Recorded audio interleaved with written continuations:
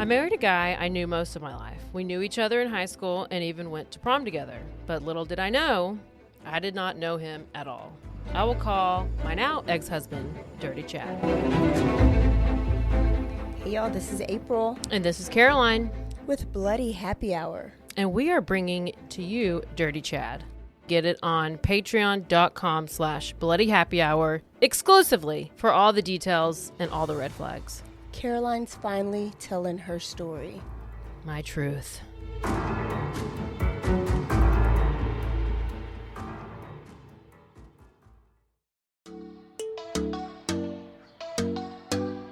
Welcome to Purpose-Driven Sobriety.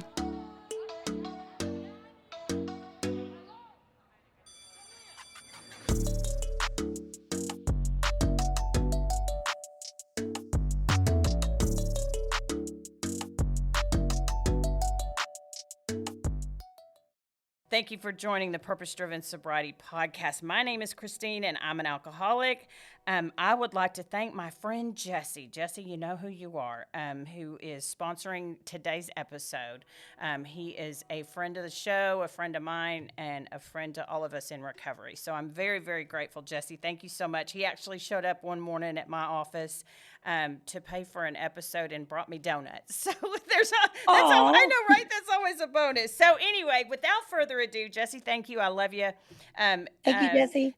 Amen. Well, and today what we do, we have Cathi O. Now, Cathi, I wasn't sure how clearly you're on video, so I wasn't sure how much you practiced anonymity, so I always try to be respectful. So Cathi O is on the show today, and so I've met Cathi through recovery pages, and that is a great resource, you know. So if you're in recovery, in my humble opinion, in-person meetings is where it's at. That's how the program was written, of Alcoholics Anonymous at least, and all of the anonymouses after that meetings that were birthed through AA were written to be done in person. But online, there is some great groups, you know, that you can. There really are. Yeah, that you can become a member of and just really get some experience, strength, and hope from those. So. I met Cathi there, and Cathi graciously agreed to come on the show. And Cathi, what we do, man, is we just share, you know, what it was like, what happened, and what we're like now, you know, because we just want to reach that person who's still suffering. I'll interject and I'm sure interrupt you a time or two, not intentionally, as we do. So I just want to hear all the things about you and thank you so much for agreeing to come on and talk to me. Oh my gosh, thank you for inviting me.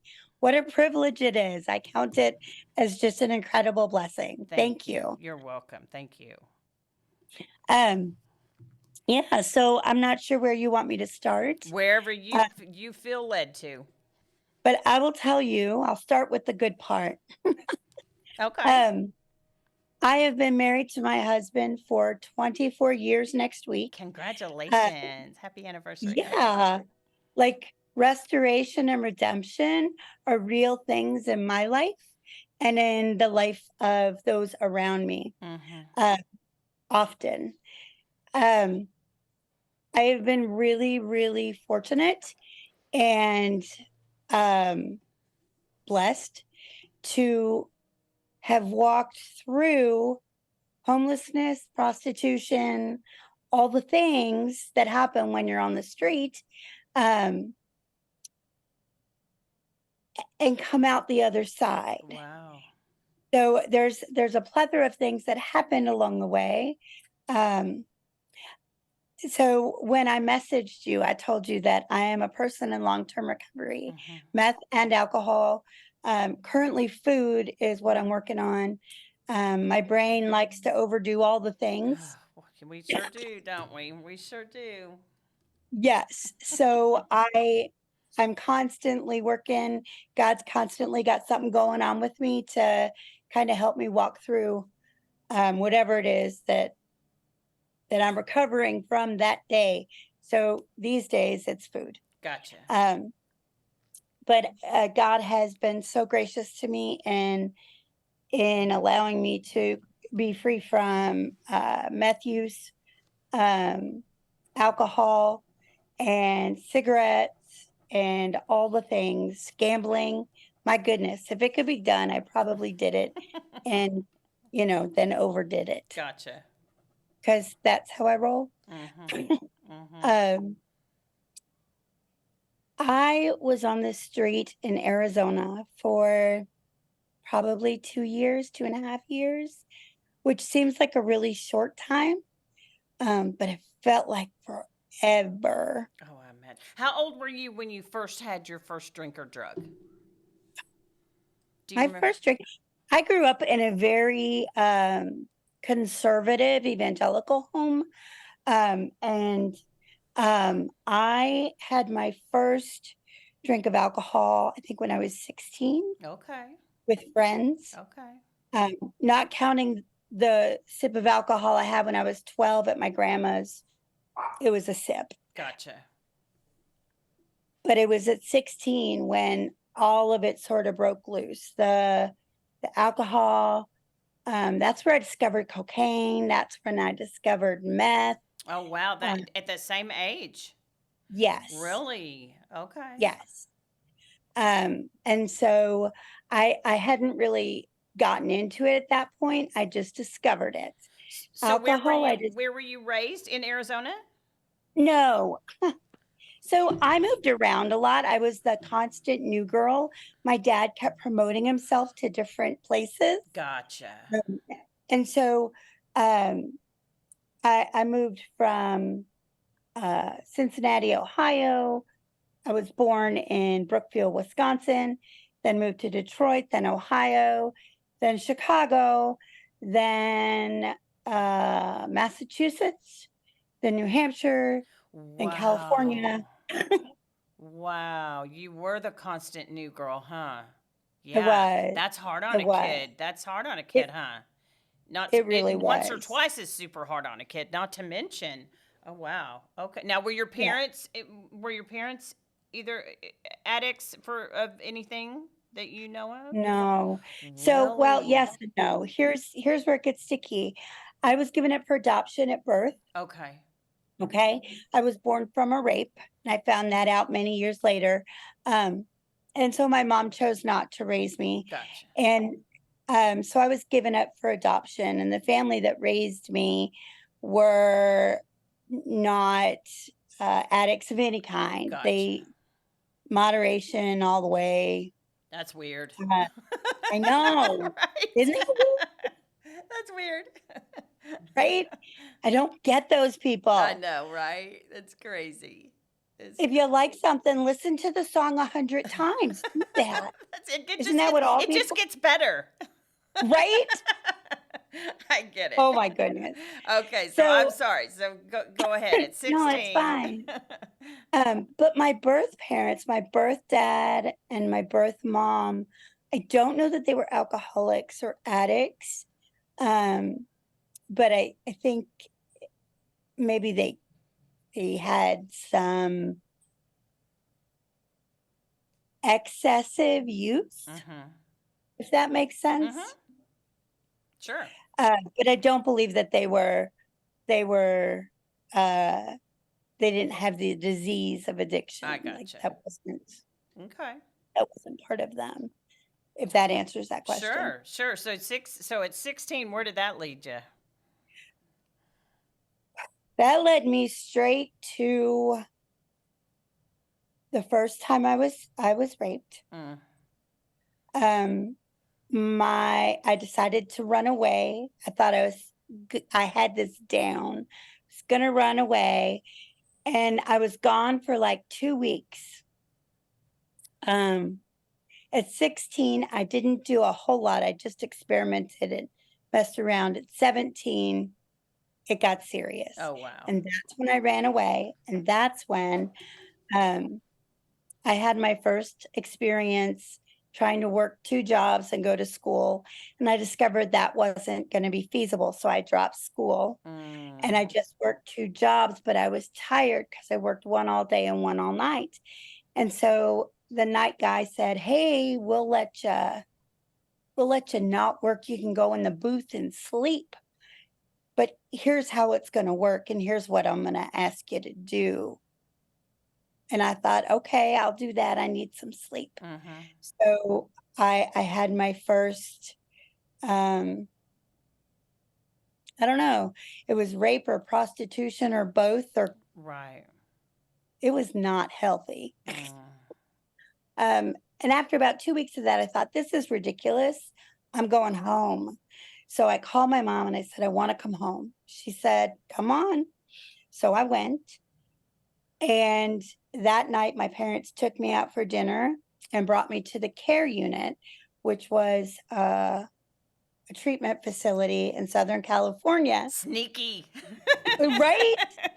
Let me tell you, since then, my husband saying, let's go out for dinner. It's triggered. No, thank you. Right? I know where 25 years that. I know where later, that no, thank you. leads. That's so funny. I did know that where that once. leads. Right. I Exactly. ain't falling for that again. Exactly. Oh my goodness.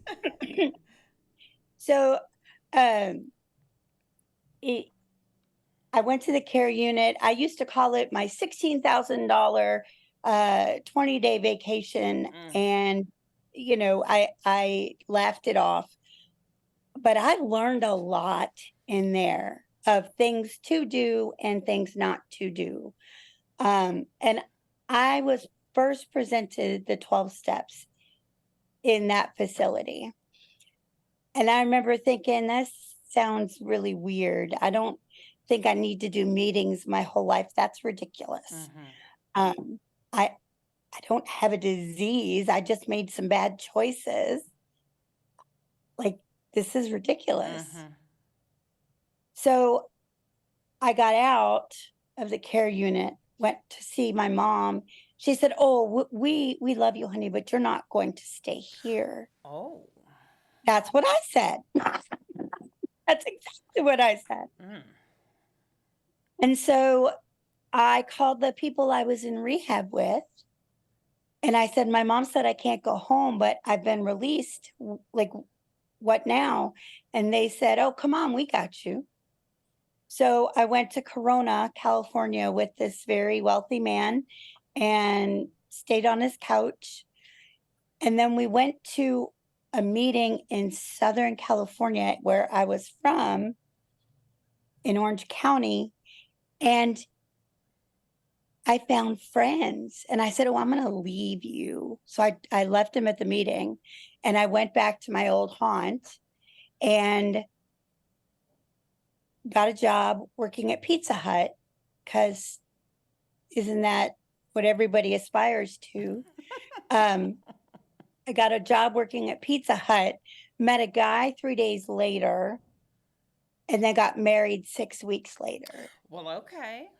Yeah. Well, because I thought, I should probably settle down. Now, how old were you at this point? I just turned 18. Oh, wow. That's a lot of activity in just that short year and a half or so.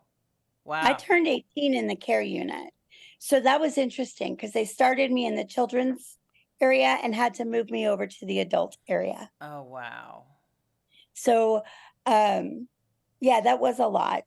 And I got married, and then I got married and lived in base housing, and had my first child at 19. Then we moved to Colorado. And he was in the service? Clearly? He was in the service. Okay, gotcha. And I was sober. And I thought, oh, see, it's not a disease. I'm all done now. Jeez. So we took my baby, we got out of the service. We went back to Colorado, where he was from. And I had another child. And then I had another child. And we just lived a normal life in the mountains of Colorado. It was not a big deal. It was nothing fancy or special. Drugs were not a part of it at all. Alcohol, of course. But if I didn't think I had a problem, I was just going to make good choices. It would be fine. And it was for 5 years. And then we moved to Arizona as a family, all 5 of us. And it was not fine. It was not fine at all. I discovered meth in a big way. And I started using meth regularly. And then I decided I didn't want to be married to my husband anymore. I wanted to be loved and love somebody the way he loved me. That made sense. Like, so we split up and I went to stay with my drug dealer. And I remember looking my children in the face and saying, I can't take you with me because they're bad people.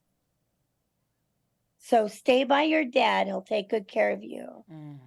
And when it's safe, I'll come for you. Like, my mind was just not right. I discovered staying up for days and days and days. I discovered that because I'm a girl, I have the ability to get just about anything at any time. If I just let my dignity go. And I did, time and time again. And my husband, who I was separated from, said, Cathi, please, come on, just come on. We'll just take the kids. We'll go back home to Colorado. It'll be fine. And I'm like, nope, I can't. I don't want to be fat for you. I want to be thin for you. So I've got to stay here. Plus, I have asthma. I have to smoke this stuff so that it clears my lungs. I have to, or I'll die. So unless you can get me a line up to Colorado, I've got to stay. So he left. He took my kids. I stayed on the street. I was beaten. I was raped. I was arrested. I was chastised. I was lonely and alone. I drove around in cabs for nighttime when I didn't have somewhere to go. And the cab drivers in Bullhead City, Arizona would know, they knew me. And so they'd pick me up and they would just let me drive around in the front seat with them. And they wouldn't expect anything or ask anything. And I remember one cab driver, I had always said that I hated feet. Feet I thought were awful. They were just the most disgusting things people could ever have. Like, feet were nasty. I know. No. And I remember this one cab driver driving me around, taking time, and he's just talking to me. And he said, did you say your dad was in the footwear business?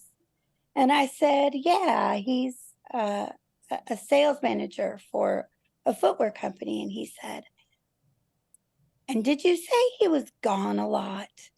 And I said, yeah, he was gone all the time because he was out on sales calls and sales meetings. So he was gone for weeks at a time. He said, I wonder if that could have anything to do with the reason you hate feet so much. Because if there weren't feet, your dad would have been around more. And I was thinking, oh, who needs therapy? People need cab rides. Right? What insight. Yeah. Wow. Right?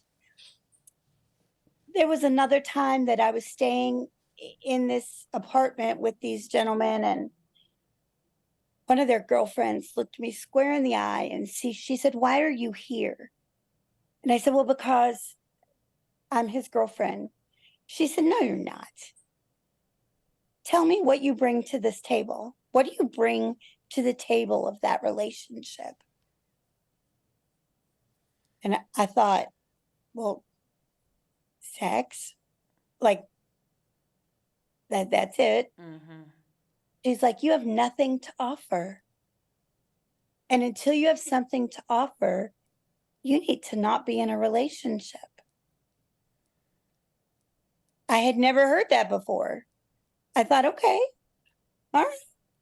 Well, thank you for your insight. I'm going to I need a place to stay, so I'm going to keep doing what I do. But thanks anyway. And then I just tucked it away for later. I wound up meeting a gentleman by the name of Jeff. Tomorrow is his anniversary of his birthday. He's passed on, but he took me in and he let me stay with him with no expectation. There was no quid pro quo.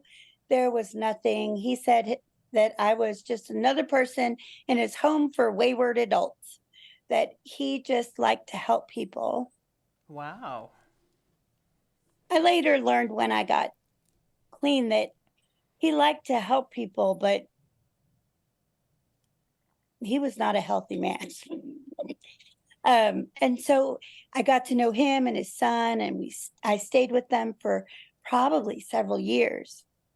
And then I realized he was not healthy, and that was not a good situation, and I left. And I went back to the street. So now, so this has been a couple of years now. How were you seeing your kids? No, Really? my kids had gone back to Colorado Right.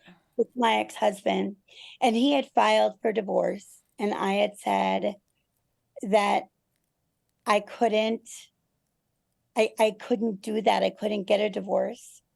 I never wanted a divorce. And I was raised to believe divorce was wrong. Mm-hmm. So no, we can be split, but we can't get a divorce. And then he just persisted. And I thought, okay, well, we'll split custody. Mm-hmm. He said, we're not splitting custody. I'm taking the kids and you do you. Mm. And at that moment, I became what I call a motherless child or childless mother. Right. Which so many people who find themselves with substance use disorder find themselves as childless parents, because kids are they're the part that falls away. Right.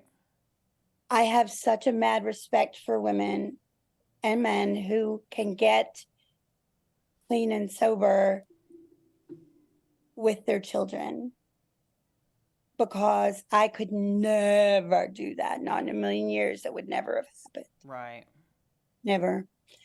But I had been a stay-at-home mom for 5 years. So all of this, trying to work like an actual job, I had no skills. I didn't even graduate high school. Like, what was I supposed to do? So I got a job at a casino, and this guy helped me to make a resume. He helped me to try to fight for my kids. This Jeff guy really helped me get off meth. Like, it was in the community that he had that allowed me to discover I didn't need to use the drugs. He gave me a place to recuperate, and then he gave me a community to be a part of straight after that. And so I hung around with him, and I hung around with his roommate, and when I left him, I left with his roommate. And I decided I really liked his roommate a lot. And his roommate liked me. His roommate was 42 and I was 24. But I really liked his roommate a lot. And that 24, that's where the alcohol started. It started big and it started hard. And there wasn't a day in there that I was not drunk and not hungover. I worked at a daycare center. Oh, wow. And I remember I would call in and say, I can't come in. And they would say, you'd lose your job if you don't come in. And I'd say, I'm still kind of drunk. You have to come in. And I'd go into the daycare center drunk. Like, I would sit on the floor and help the kids just chill out and then go home when other people showed up. Mm-hmm. And I look back at that and I think that's ridiculous and so unfair to those parents and those kids. Mm. Eventually that stopped and I just was able to drink and take enough time to recuperate so that I was clear-headed when I went into work. Mm-hmm. But that's all I knew how to do, was take care of people. I was a stay-at-home mom who didn't have any kids to take care of. Right. Like, I cannot stress enough the pain that comes with that loss. Like, every day I remember walking and seeing families with children, seeing parents who were mean to their kids and I would just sob and think, why do they get to have theirs and I don't? I know I wasn't great, but I was a good mom when I was a mom. Mm-hmm. I never did get my kids back. They stayed with their dad because by the time that I got clean and I discovered that there was hope for me, I didn't feel like it was fair to interrupt their life because I was ready now. Like, they had a stepmom. She was amazing. And she loved those kids. I mean, she wasn't perfect by any means, but she loved those kids and she took good care of them. And I thought, I should stay away.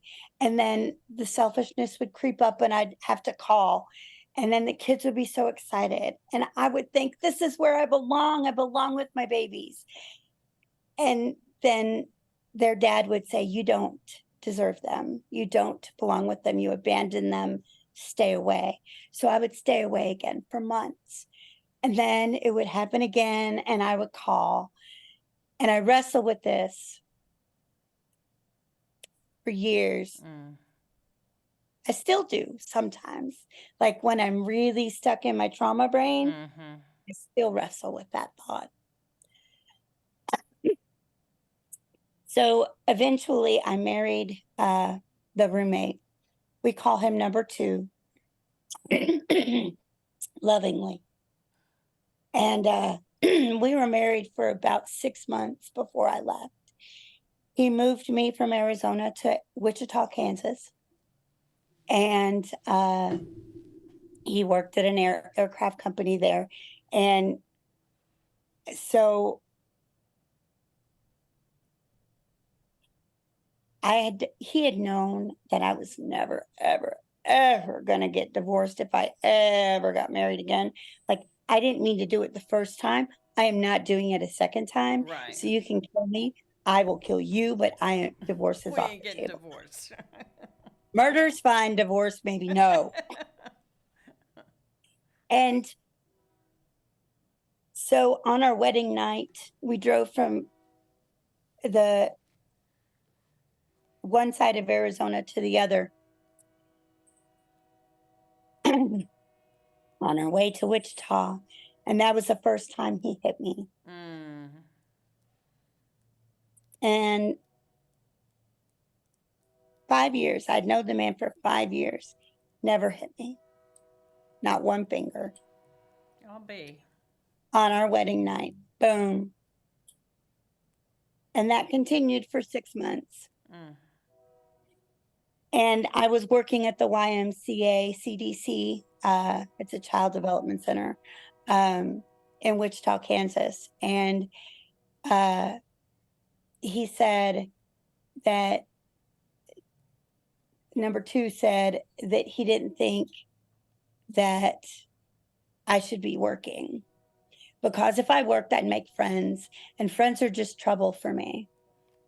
So I shouldn't work. And I'm like, nope, I'm doing that. I'm working. Yeah. So he made it really difficult for me. He wanted me to make I had to draw his bath and his shower at 3 a.m. before he left for work. I had to make sure he had like a full meal before he left for work, or I would pay for it later. And then I could go to work. And he would call me multiple times while I was there to make sure I was really there and not talking to people and not making any friends. Wow. He would throw me out. He would take everything from me and throw me out. And we had promised when we moved there would be no alcohol and there would be no drugs. And there were neither. It was just plain old abuse. Mm. And I just couldn't do it. I made a friend and she happened to be married to a police officer. And she said, "Hey, I don't mean to pry or butt in, but are you okay?" And I'm like, "I am not okay. Here's what's happening. Here's how this is going." And she's like, "You don't have to live that way."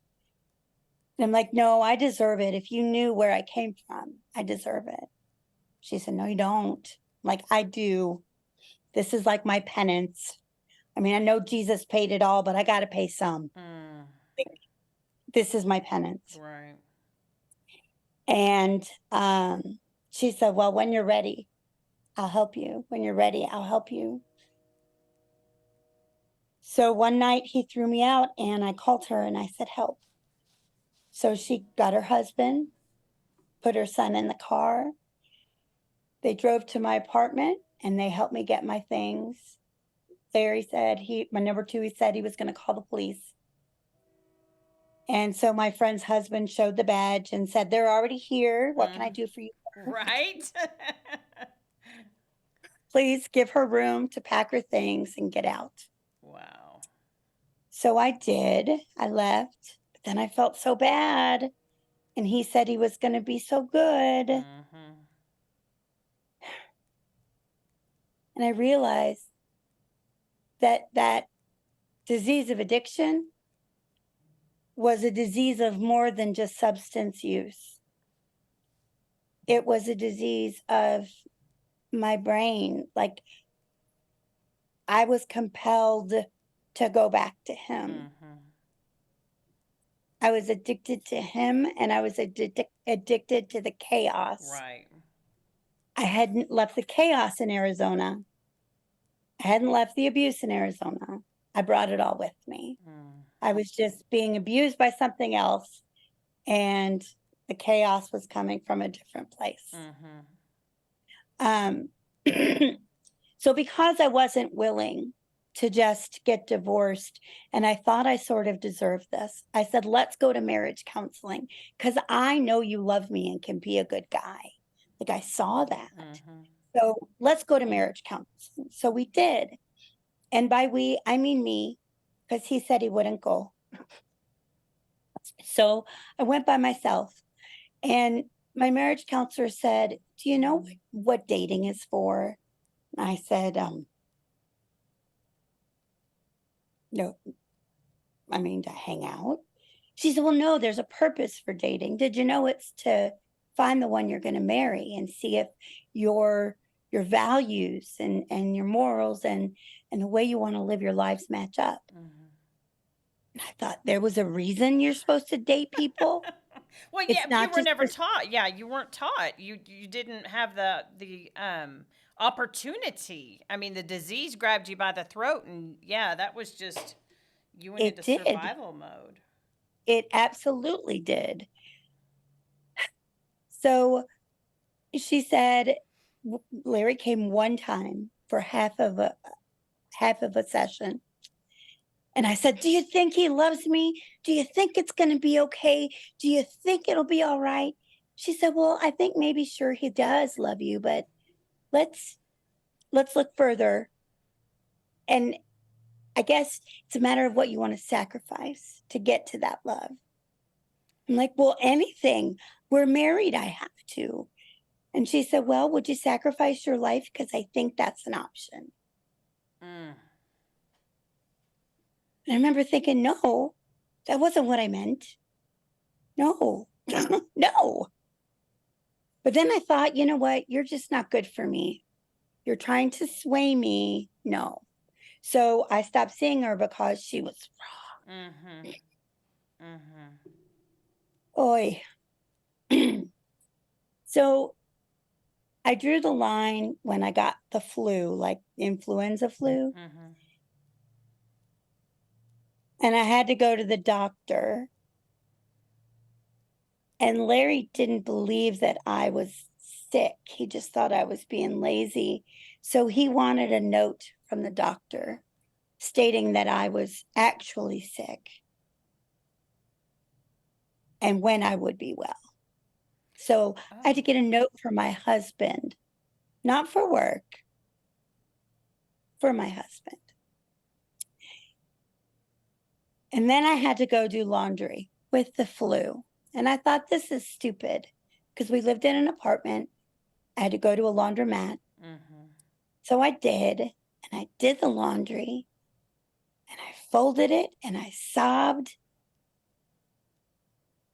and I put it in the car. I called him from the laundromat, said the laundromat has your keys. Your laundry's folded in bins. It's in your car. Here's where it's parked. I'm out. Wow. And I left. And that day, I first started to heal.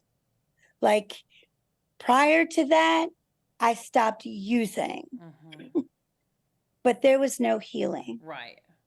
The day I left number 2, healing began. Well, and let's pause there for a second, Cathi. That's a beautiful, if you'll allow me, that's a beautiful example of the difference between being sober Yeah. and in recovery. Yes. Being sober, I would eat a bullet if I just had to be sober. Right. Right? You and me both. Yes. If I had to do it again, But in you and me both. recovery, that's when the healing starts. And that's Yeah. when the beautiful life starts. So tell me more about that. Yeah. So it was rocky. It was hard. It was a long road. I called my parents and I said, here's what's happened. I'm getting divorced for the second time. I don't know what to do. I have horrible credit. I have no way to do any of this. I have this job. I can go get a different job too. But I don't know how to people or be a person by myself. Mm-hmm. And my mom said, okay, I'm going to come and I'm going to put you up in an apartment. We'll get you set up and we'll get you started. She said, I'm going to pay for 3 months of your apartment. Then you're on your own. Mm-hmm. We're going to get you a car. It was just this little beater of a car, but it was mine. And I treasured that little sucker. And she said, we'll get you put together. And I got this little garage walk up. And in downtown Wichita, Kansas, it was, I guess, a bad neighborhood, but I didn't know. It was beautiful. Houses were gorgeous and old. And I got my very own 2-bedroom place. It was so Wow. exciting. I bet. And recovery was slow. Like I still drank sometimes. And I kept trying to fool with myself. Like, well, if I just drink on Saturdays, that'll be okay. And if I just drink on da-da-da, that'll be okay.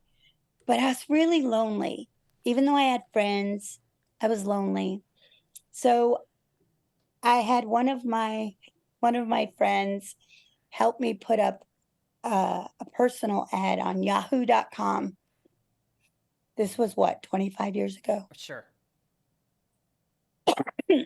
And I met this one guy because my parents were in Philadelphia at this time. And I thought, okay, so if I have somebody to go just hang out with in Philly, then I could like escape my parents' house and have some fun and do some stuff.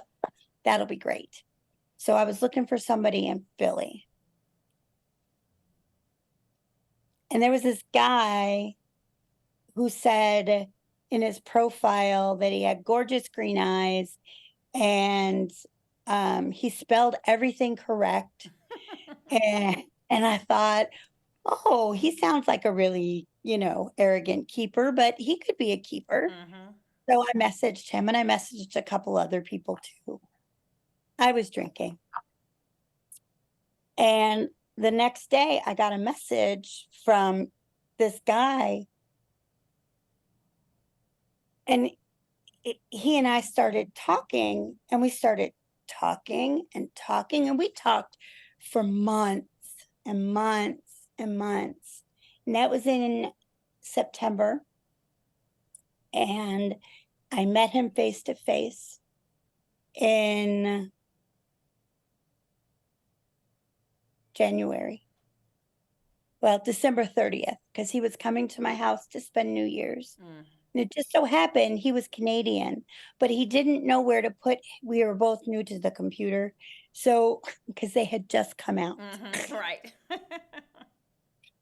And he had put his ad in Yahoo and put it in the Northeast because he thought, well, at least somebody could come up by his way. Maybe he'll meet somebody who the transit time wouldn't be very long. He was the nicest guy. He never did drugs. When I said I used to be a prostitute and homeless and on drugs, he didn't run. And I was like, what a nice guy. I don't like nice guys. Like, I don't do nice guys. So I worried and I thought this is going to be a problem. But it wasn't a problem. We connected and we talked. And I remember at that period of time in there somewhere between that September and January, I went to church. And is it okay to talk about that? Sure, honey, you tell your story. Okay. So I went to church and the youth were leading the service on that Sunday night. And they did this little skit about garbage. And they had this like little makeshift garbage truck that stopped off and picked up all these pretend people's garbage places and emptied their garbage, and the truck came and picked it up and took it away. Then the next day the truck came and he dropped it back off. And the kids said, what are you doing? We just gave you this junk yesterday. Why are you giving it back to us? We don't want it. We just gave it to you. And the truck driver said, yeah, you did. Thank you for that. Now I'm giving it back to you. And if you'll notice, it's packaged a little differently. And each person pulled out a package. It wasn't garbage anymore. It was something that was formed, made beautiful and usable, something they could take with them that had power. And I remember just sitting in the back, just sobbing, tears running down my face, thinking, you mean all that I've been through in the last 8 years has a purpose? Like I could heal from this and it could mean something? And I said, this was my big come to Jesus moment here. Pay attention. I remember saying, God, I know you're real. And I know you say you can do stuff. So if you can do better than I can, you have at it. You just do your thing. I'll step out your way. You just do it. Because I'm just done. And when I tell you from that moment, for the next 25 years, my life has been day and night different. Little by little, restoration and redemption have just shined through everything that's gone on. I married that internet guy. Did you? I did. And we've been married for 25 years. Wow. He's number last. Well, there 24. You go. I love that. And for the first 10 years of our marriage, walking through recovery I didn't know what it looked like, and I had no one to walk through with. The rooms were not a place for me. I did not find my healing there. I know so many do. I couldn't. I tried, and I just felt so shameful. I needed a place where my shame could go. And so it went to the foot of the cross, because that's the only place I knew to put it. And since then, God has just flipped me completely around. Like, everything that was is not. And I call it kingdom beautiful, because I don't know any other scenario where somehow prostitution, homelessness, substance use, gambling, and all the things could be flipped around and made beautiful somehow. But somehow he did, and it is. So eventually I decided that I felt like I was being called to be a pastor. Prostitute pastor. I love it. Right? And I was a youth pastor, like going through my credentialing process. And I found, can I read scripture? Is that okay? Sure. Not usually. It's just such a big part of my recovery story. Like, it can't not. I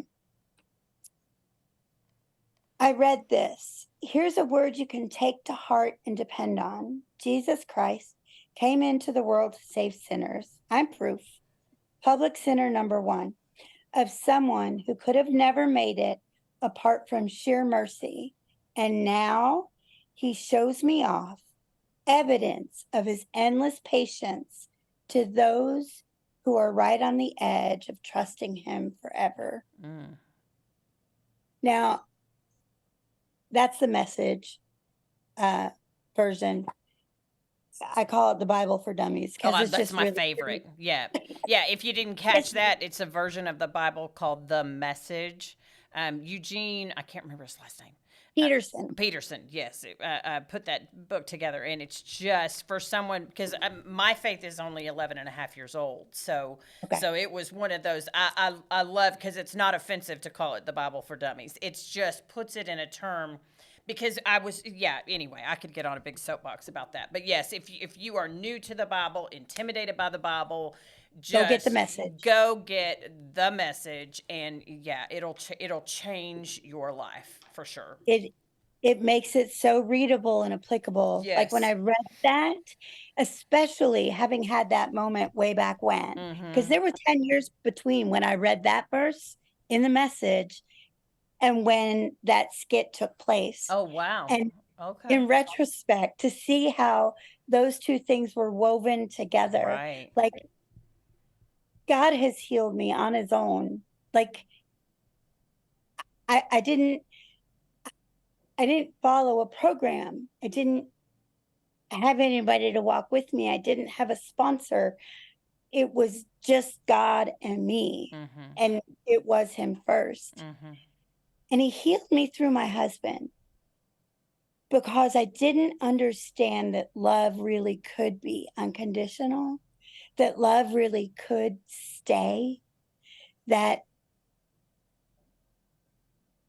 love could last. Well, and I would think and love doesn't hurt.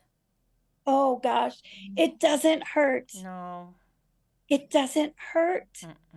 He's the first person, when he said forever to me, I was like, I think that could be a thing. I remember calling my grandma saying, I think that could be a thing. She was married to my grandpa for 60 years. Wow. So she's like, of course it's a thing, Cathi.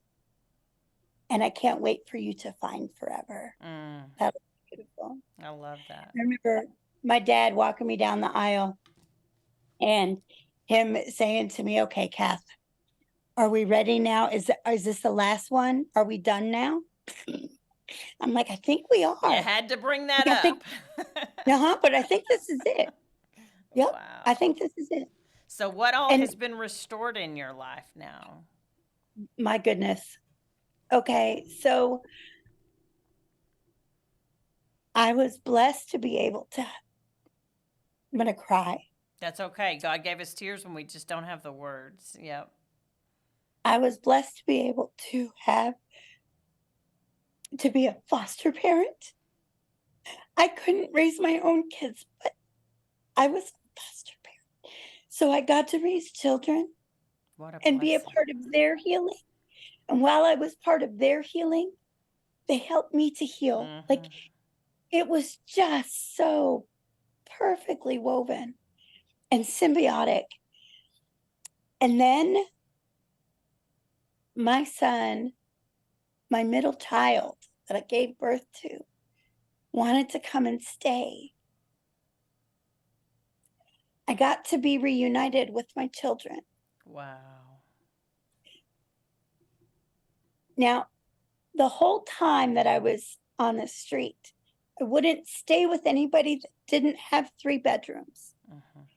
In case my kids wanted to come. That was part of my delusion.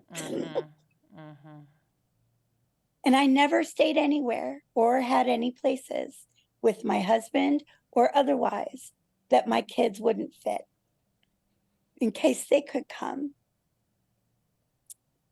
Well, they finally came. And I had room for all of them, but they came one at a time. And I got to have a relationship with my oldest daughter and my son and my baby. And my baby was 8 months old when I left, when my husband. Oh, wow. So she didn't even know me. Like, she didn't know anything about me. And today, she's probably one of my very best friends. Like, we call each other, we text each other, we tell each other all the things. She's just such a good girl. And I am just so proud of the woman that she is. And my oldest daughter is married to a gentleman in the Navy, and she and I talk, and we're good friends. And I get to be their mom. That's amazing. Right? My son came to live with us. And when he came to live with us, he was 15. And he had 1,000 porn stars on his MySpace when he came to live with us. Oh, And goodness. I asked his dad, did you happen to monitor anything he did? He said, no. Thank you. So my son had a lot of trauma. He was 2 when I left.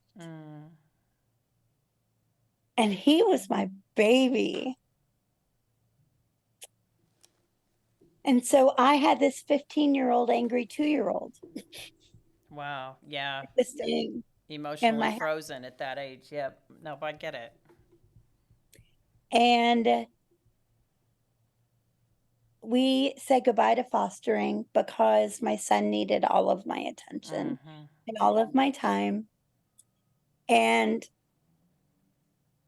he stayed with us for a year. Then in that year, he lost his grandpa on his dad's side. And so he wanted to go stay with his Nana to take care of her. And I'm like, if you can do better there, buddy, you go. So he went and he did not do better. And he was in 9th grade. And he dropped out and he wound up on the street. And we wound up in Wisconsin. And I kept texting him and I would say, when you're ready to come home, you just let me know. You just say the word. We'll make space for you. And so he called me one morning at 3:00 in the morning. And he was hysterical. And he was high and he was drunk. And he said, can I curse on here? Yes. Honey, tell your story. He called me and he said, Mom, I'm a piece of shit. You knew I was a piece of shit, and that's why you left. Oh. My mama heart died in that moment. And we spoke, and I said, baby, are you ready to come? You're not a piece of shit.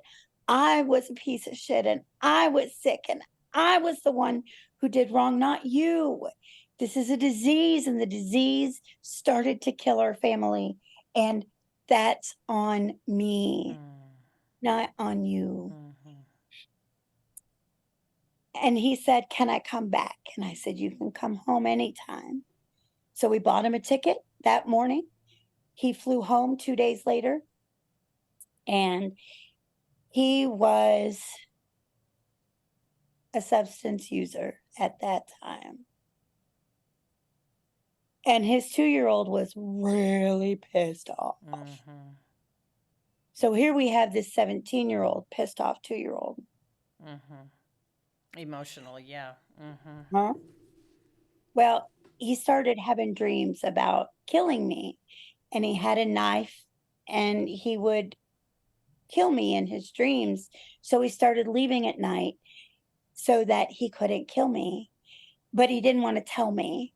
So we thought he was just using us as a flop house. We're like, dude, if you're not going to go to school, if you're not going to get a job, we're not going to be your flop house. That's not going to work. My daughter called me, my oldest called me and said, Mom, he's not using you as a flop house. He's afraid he's going to kill you. So he's gone at night. So we sat him down and we said, hey, look, boo, honesty and communication counts. If there's stuff going on, tell us.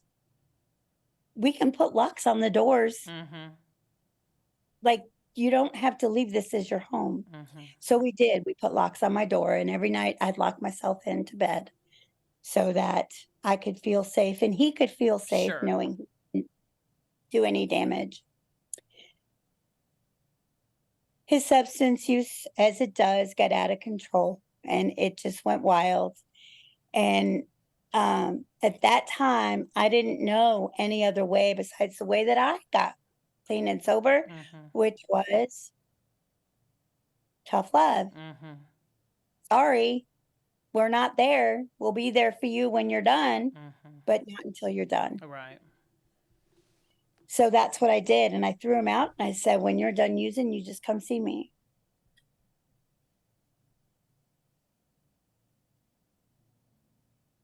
He got his own apartment. He paid 3 months. He'd been saving money the whole time. He got his own apartment, paid 3 months.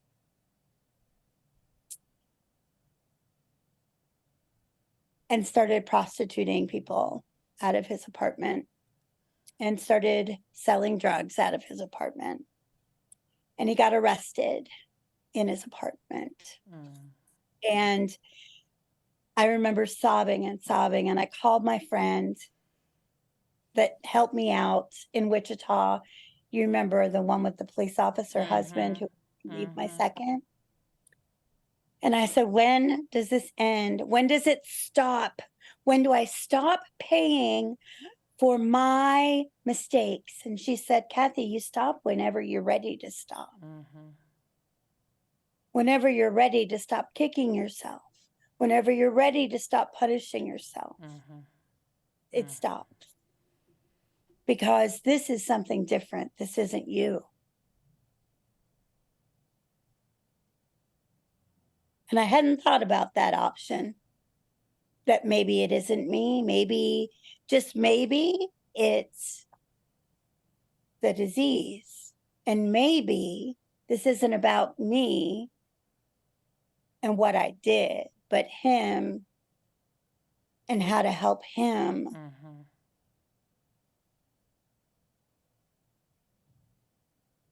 He went in and out and in and out and in and out of jail, in and out of prison for several years. My goodness. He got married to a girl and they had 3 children. And the first child, I met them when he was born, and he was just so sweet. He was so special. And I was so just taken with this baby. And I thought, okay, every baby is a gift from God. Like, no qualms. Babies are a gift from God. Whether or not these kids can handle that, that's a different story. But I'm sure people thought the same about me. They'll be all right. Mm-hmm. They were not all right. They were still using. They were still drinking. We had their child, I'd say at least more than 70% of the time Oh, wow. since he was born. He would come and he would stay by us for days. And then they'd come back and then they'd drop him back off for days. And he'd have soiled diapers, not be clean. And after some drama and chaos, I finally called CPS. I talked to my pastor and I called CPS and I said, hey, I think there's a problem here and this child isn't safe. I have a text from the mom saying child's not safe. Mm. So I'm not sure what you want to do, but I just thought I should call and say something. So they tried to call his mom and she wouldn't answer the phone. And so he stayed with us and he's still with us. Oh, And wow. we have the divine privilege of being able to parent this child of my child.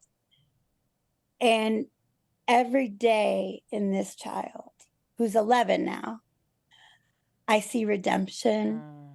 I see beauty. I see hope. And I see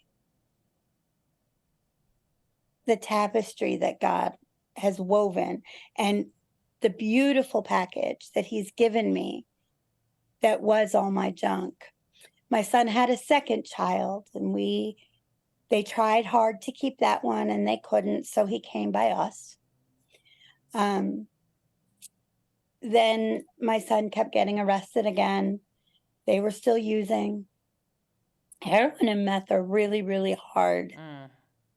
Those are some hard substances. Alcohol too. Like, okay, so all the substances are hard substances. Right. And it just wasn't, they weren't stopping. They weren't gonna stop. So we got the second baby and I realized we were doing the adoption for the first one at that time. And I realized the two kids were too much for me. I had severe COPD. I was smoking then, and I was just not healthy because, again, I have severe asthma, have my whole life. Mm-hmm. So I would go, we had a 2-story, and I would go down the stairs with one on one hip, one on the other, but I couldn't walk them. I had to sit on my butt and scoot down the steps. I did this every morning with both babies because my lungs weren't well enough to hold me Wow. and the kids. So we wound up adopting the oldest one. And for an adoption gift, we got an opportunity to go to Disney World. So I asked my friend if she would keep the second one. We call him Baby Michael. My husband's name is Michael too, by the way. He named him after my husband. Oh, that's amazing. I thought that was really sweet. Very sweet. So we said, would you just watch him while we go to Disney? Because that's going to be a lot for us. She's like, oh, sure, we'll do that. They watched him. And on the way home, I remember we drove back. And I remember sobbing hysterically and saying to my husband, I don't know. I want the best for these babies. That had been my prayer the whole time, that God would bring his best for these babies. That was us. Fantastic. If it was someone else, fantastic. But his best for these babies. But I was not the best for both of them because one of them cried all the time. The other one slept all the time. That did not mesh well. And so I cried because I just remembered how difficult it is and physically taxing it was. And we got home and I called my friend who had baby Michael and I said, hey, and she said, hey, can we keep him? And I said, pardon me? She said, we would like to foster him Oh, wow. to adopt. That's amazing. But I said, I'm like, yes, you could do that. Sure. So the second one is with a friend of ours here in the greater Green Bay area. And then they had a third one. And the third one stayed with mom. My son went to prison. The third one stayed with mom for 4 years. And then mom's substance use Oh, no. came flooding back. And her sister, who lived in Tennessee, called me and said, I know you have the first one. Would you please take this last one? They're going to hurt him. She's pregnant again. She's using drugs. Like, it's not going to go well. So she called CPS. I called CPS. Her rest of her family called CPS. And CPS called me and said, would you please take this child? And he was 4. And so we did. We had him for 2 years. And he was such a joy. Oh my goodness. He's a spitting image of my son. And then my son got out of prison and wanted his son. He wanted him. Mm-hmm. And because we had him in foster care and we were doing kinship care, it meant that he had an easier way to do it, because instead of having to jump through his ex-wife's hoops, he only had to jump through CPS's hoops. Mm-hmm. Their hoops don't change, right? Like, there are no feelings involved there. It's just be a protective parent and you can parent. Mm-hmm. He found a community. He found faith. He found friends. He found hope. He found recovery. He started working a program. He started working with people. He got a job. He got an apartment. He got his son. Oh, that's wonderful. Right? He moved to Missouri to live by his dad. That relationship for the two of them was restored. Like, when I tell you restoration all over the place, I'm not joking. Redemption is real, and it happens in recovery. That's and amazing. in recovery, it's recovery because we get back the years that we lost, right? Well, we get back better. We get back better. Well, we're get coming back better. we're coming to the end of our time. Okay. What would you tell that person who is listening that is in that hell right now? To the person who's still suffering, Mm-hmm. there's hope. There's hope. And now there are so many more options than just the rooms. Mm-hmm. Those are a great option. Find a community of people, because you're going to feel like you don't fit, but then you walk in to people that are like you, Mm-hmm. and you know exactly where you belong. Keep seeking. Keep seeking. Well, Don't and give that's up. where, yeah, so I'll talk with someone who, goes to a recovery meeting and they're like, well, it just, then keep seeking. Go to a different Yes. one, or go to go keep seeking. It's when you Find give a up church. that, yeah. Check out Celebrate Recovery, like Mhm. Smart Recovery. Mhm. Like, there's so many options today, Right. and they're all valid. Yeah. They're all valid. Well, But I am. Go ahead. don't give up. Yeah, no, I agree with you 100%. I'm so grateful for you joining me today. I think you're amazing, and I'm so glad that God has worked the way He has in your life. Girl, you just keep on giving back. Your story, your mess has become your message, and it's beautiful, the redemption that you've had in your life. Thank you, Christine. I appreciate that. You're welcome. Have Appreciate a blessed that a day. lot. Thanks for coming on. Thank you. All right, You as take well. care. Bye-bye. Thank you for listening to Purpose Driven Sobriety Podcast.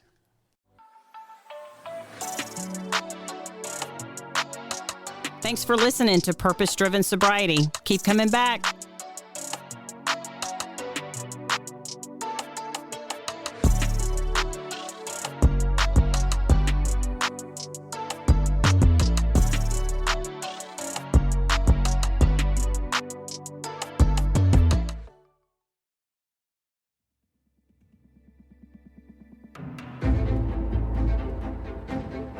I married a guy I knew most of my life. We knew each other in high school and even went to prom together. But little did I know, I did not know him at all. I will call my now ex-husband, Dirty Chad. Hey y'all, this is April And this is Caroline. with Bloody Happy Hour. And we are bringing to you Dirty Chad. Get it on patreon.com/bloodyhappyhour exclusively for all the details and all the red flags. Caroline's finally telling her story. My truth.